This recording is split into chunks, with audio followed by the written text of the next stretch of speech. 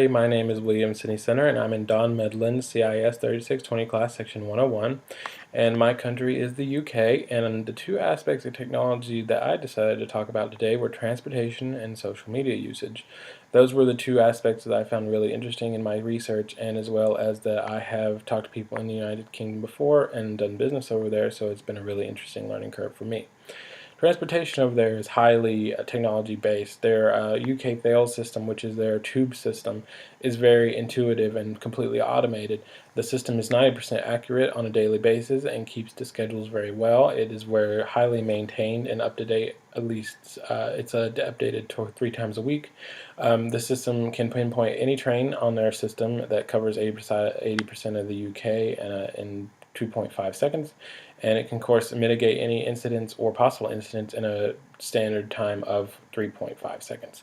It's a really interesting system, and it's very intuitive, and it's now moved into the social media aspect of a lot of apps and different ways for you to track your trains, so you don't have to sit at the station any longer than you have to. As well, the ticketing system has become very intuitive, where you can use your phone to board trains without having to actually have a card or physical ticket. As well as they're moving into the more EV or electric vehicle range in the United Kingdom. Of course, the tube system is their main transportation system over the UK, but the vehicles are usually small or electric, and the electric system is taken over with the Tesla cars. Tesla Motor Company now has 50,000 cars in the UK, and they have 65% of their infrastructure completely built and ready to go, which makes the drivers feel it's more sustainable for them and they can use the cars every day. This EV system is also leaking into their taxi service, their buses. They have a lot of natural gas buses now that are taking over the roads, and this helps with their emissions and their taxes that they have to pay on emissions every year for the people who live in the UK. And if you go into a city, you have to pay a tax every time, depending on what vehicle you have. Of course, EVs are free, which helps them a great deal in their taxing. As well, their road system are very technology advanced. They have cameras everywhere that take pictures of your license plate, the driver, and of course, if you're breaking a law or regulation, they send you a ticket to your email or mail automatically. It takes out a lot of paperwork, and it also takes out a lot of resources and man hours. The system is very intuitive, it's always up to date, and of course it has decreased a lot of crime and a lot of road issues. 50% and accidents have gone down 40%, as well as congestion.